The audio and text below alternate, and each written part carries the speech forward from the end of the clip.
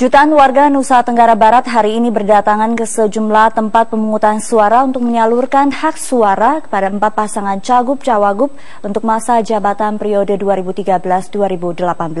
Informasi selengkapnya akan disampaikan Rifai Pamone langsung dari Mataram, Nusa Tenggara Barat. Rifai, apakah sudah semakin banyak warga yang datang ke TPS? Ya, Sumi, untuk kondisi terkini dari apa yang menjadi agenda pemilihan umum kepala daerah Nusa Tenggara Barat hari ini, Senin 13 Mei 2013, seperti sudah diketahui, warga Nusa Tenggara Barat akan segera menentukan pemimpin mereka untuk periode 2013-2018. Gubernur dan Wakil Gubernur Nusa Tenggara Barat akan dipilih di 9.000 lebih tempat pemungutan suara yang tersebar di 10 kota kabupaten di Nusa Tenggara Barat. Untuk Komisi Pemilihan Umum Daerah Nusa Tenggara Barat telah menginstruksikan sejak pukul 7 waktu Indonesia bagian tengah tadi telah dibuka seluruh tempat pemungutan suara dan warga Nusa Tenggara Barat mulai berdatangan dan puncaknya sempat terlihat di pukul 9 waktu Indonesia bagian tengah. Dan untuk saat ini saya masih berada di tempat pemungutan suara atau TPS nomor 1 di Kelurahan Pejanggik, lingkungan Pusaka, Kota Mataram. Sebagai ibu kota provinsi, Kota Mataram dijadikan barometer oleh Komisi Pemilihan Umum Daerah Nusa Tenggara Barat melalui setiap elemennya seperti panitia pemungutan suara di setiap TPS, di mana gambaran Kota Mataram yang kondusif hingga sejauh ini menjadi sebuah barometer yang penting dan bisa menggambarkan bagaimana kondusivitas pelaksanaan pemilihan umum kepala daerah khususnya di hari pencoblosan tanggal 13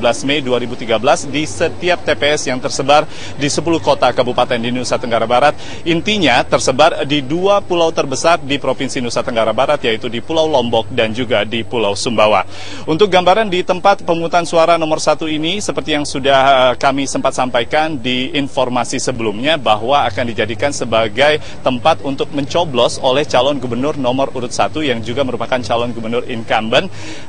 Tuan Guru Bajang Zainul Majdi, di mana nantinya Tuan Guru Bajang diperkirakan akan datang sekitar pukul 11 atau pukul 12 waktu Indonesia bagian tengah. Untuk di TPS nomor 1 sendiri, Ketua Panitia Pemungutan Suara menyatakan bahwa di TPS ini memang selalu dijadikan sebagai TPS khusus karena memang penjagaannya biasanya lebih ketat dan juga tidak disertai dengan kegiatan-kegiatan yang terlalu banyak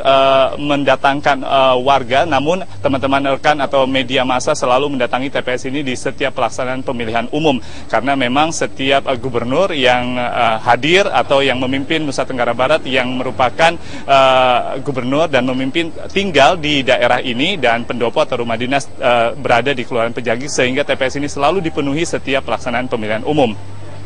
Dan untuk kontribusi dari pemerintah Kota Mataram juga kami mendapatkan informasi, Sumi, bahwa Wali Kota Mataram memberikan sebuah inisiatif dengan membantu seluruh petugas pemungutan suara dan petugas pemungutan suara di tingkat kecamatan untuk dibantu seragam agar bisa terlihat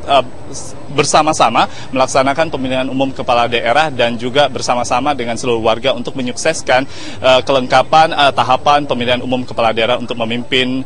memilih pemimpin di Nusa Tenggara Barat periode 2013-2018 ini.